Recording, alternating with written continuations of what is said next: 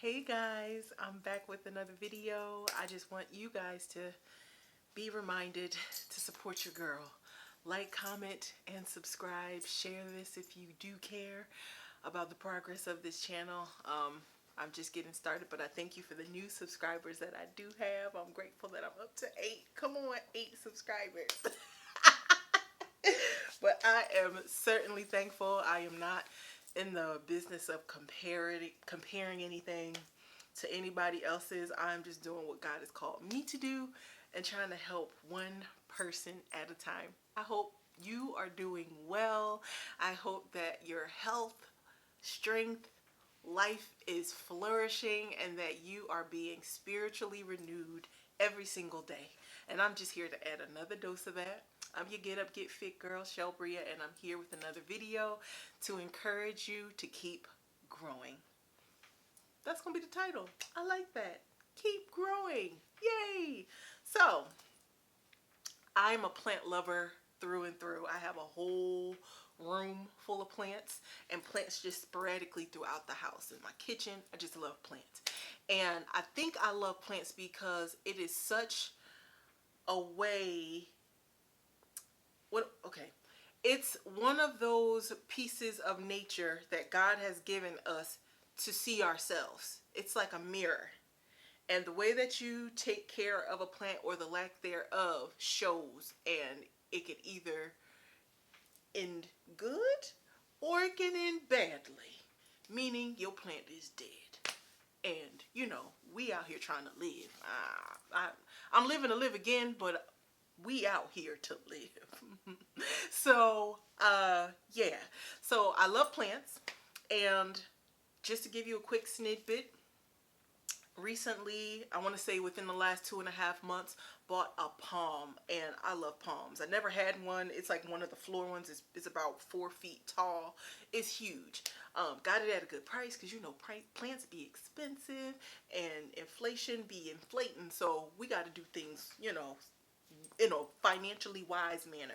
So paid a great price for it. When I got it, it was pretty bountiful. It was like, ooh, it's got a lot of body to it, and it's just a beautiful plant. But I did notice that it had some brown pieces on it, and I was like, oh, it's minor, I'll heal it, it'll be fine. So bring the plant home, water it about once a week. You can't overwater a palm, otherwise you'll drown the roots. It's got to have a balance of moisture, balance of dryness. You can't do too much, not more of one or the other. So as I'm maintaining this plant, it had me think about us. We are,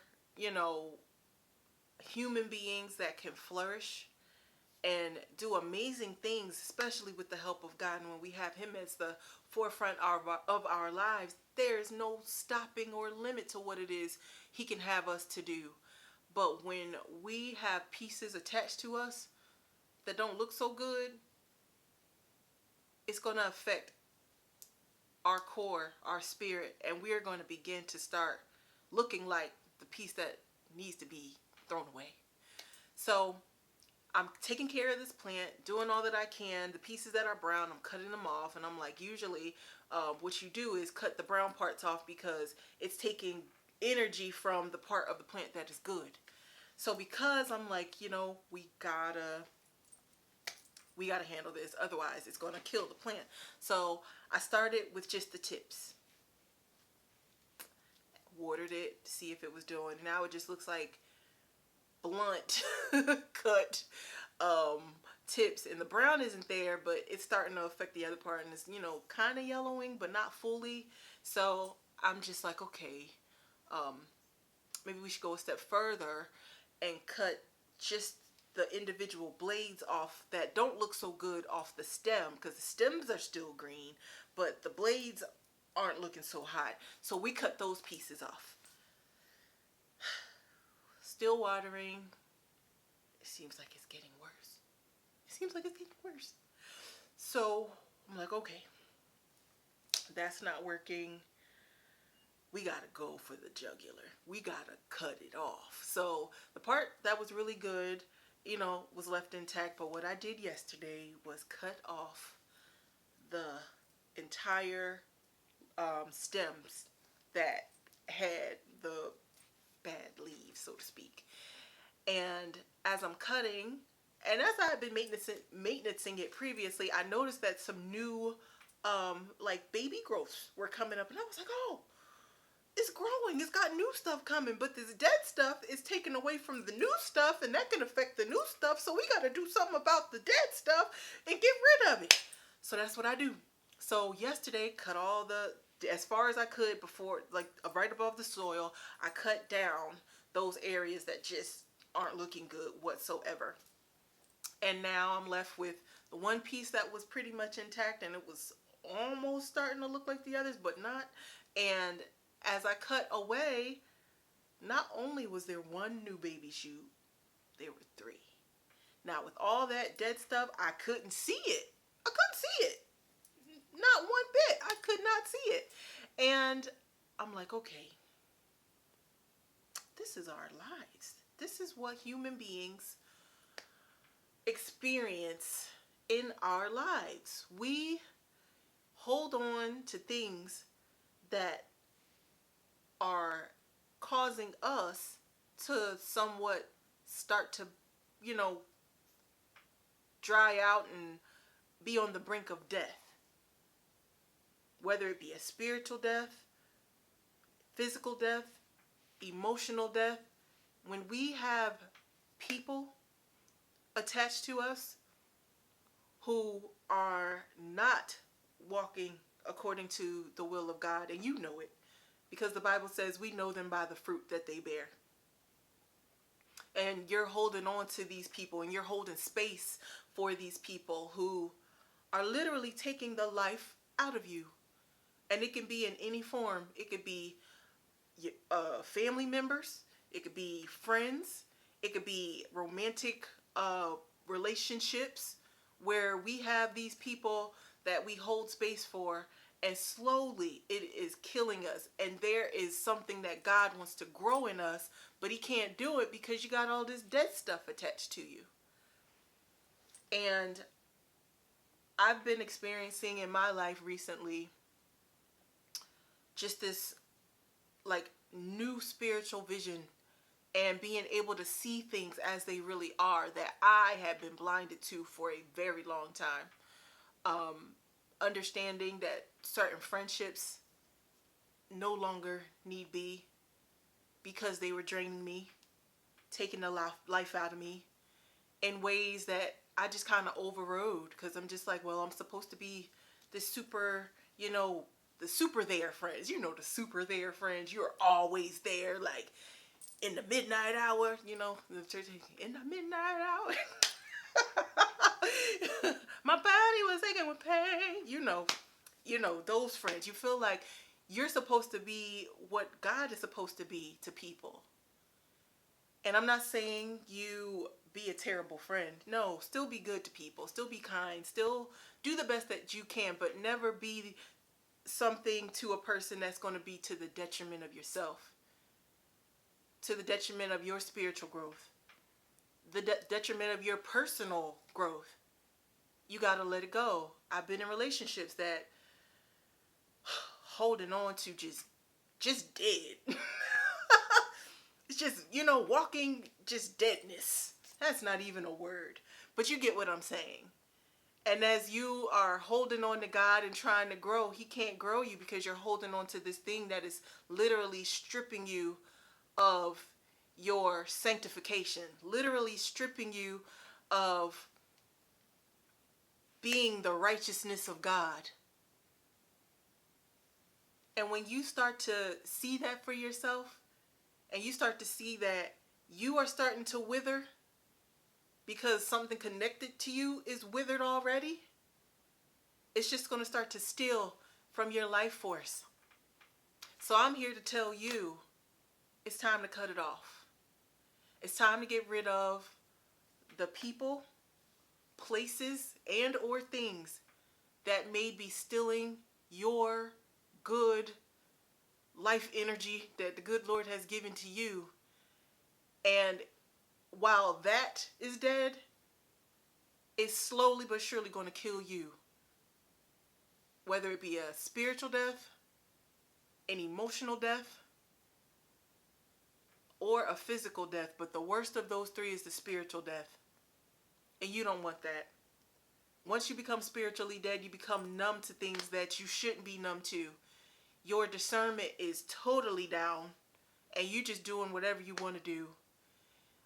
Your defenses are low, so now you're susceptible to attack. Don't let anything that is latched onto you try to kill you or take you out of here, because we know that we serve a God that has defeated death, hell, and the grave through his son Jesus Christ. But there's an opposer. There is an enemy. The devil is walking this earth, seeking whom he can devour. He wants to sift you like wheat. He's trying to kill you. And he'll use anything, any place, or any body to do it. So be vigilant. Pay attention to what is withering around you. Don't lose your witness, because people need it. But when it starts to take you down a place that you don't want to be, it tries to have you do things that oppose God. You got to let it go. Because eventually, it's like a disease. It's going to latch on to you, and it's going to destroy you. So I say that to say, keep your plants pruned. And your plant being you. Keep you pruned. Your heart pruned. Your mind pruned. And the things that are pruned away, it might look a little funny. Like my plant is looking a little funny right now. It looks sad. But it has new growth coming. So eventually it's not going to look that way all the time. And you may feel like, man, this void right here feels funny. You know, I don't have that person that I used to call to just talk about nothing with. I don't have that person where I can, I used to do these foolish things with these people and they're not there, and it feels weird because it's not there anymore. But I'll tell you, you'll feel lighter, especially when you submit to God. Give that area of your life to God and trust and know you'll begin to grow in ways that you didn't even know you could grow. And people will notice it. You'll be able to see it on folks. And I know some people will be like, oh my goodness, it's so harsh. Why are you cutting people off? You shouldn't cut anybody off. You've been friends for X amount of years. Y'all been together for 25 years. And that thing is killing you. You need to do a reassessment, a reevaluation. And know that we're supposed to be pruning at ourselves. And if the person or place or thing ain't changing, you're speaking life into it and it's not changing, trust and know it's going to be that way until God gets a hold of their hearts and or comes into the midst of that space. That's the only time it's going to change. But until then, you can't stay connected to it. So you got to get your pruners, snip, snip, and cut it on off. I hope that helps somebody. I know that I've been through enough. I've seen enough to know that it's not gonna feel good in the cutoff process. But you'll be able to look back and be thankful that you did. And be thankful that God nudged you to do what it was that needed for you to continue to grow in Him. I don't know what that was, but you get what I'm saying. I talk with my hands. But I hope this heals somebody. I hope this is something that will just have you think about what may be dragging you down. And you'll notice that with that new growth, God will begin to open new doors. He will usher in new people into your life that will speak life into you, that will encourage you, that will band around you, that will ask you, girl, how you doing? And really mean it. He'll give that. If you let a guy go, or you a guy, you let your girl go, and you're like, man, now I'm super single. It's okay. God will fill those spaces for you. He always fills in the gaps. He'll fill it in for you, and He'll give you a peace, and He'll give you joy in that season. that's where I am, you know, super single, but I'm peaceful and I have joy and I can smile and I don't feel like something is pulling me down or bringing me down. And I know that in time, God will bring the people in your life that need to be there. He will send you to the places where He already is, and you will continue to flourish and grow. He will add things to your life that are only going to be edifying to Him and not destructive. So I hope this helps someone somewhere. Remember to love on those who are closest to you. Live in those moments like it's the last one, because you just never know, and make sure you say you love them. It's important. And I just hope you guys continue to stay encouraged in God. Continue to get up and get fit in God. And I love you all. Bye.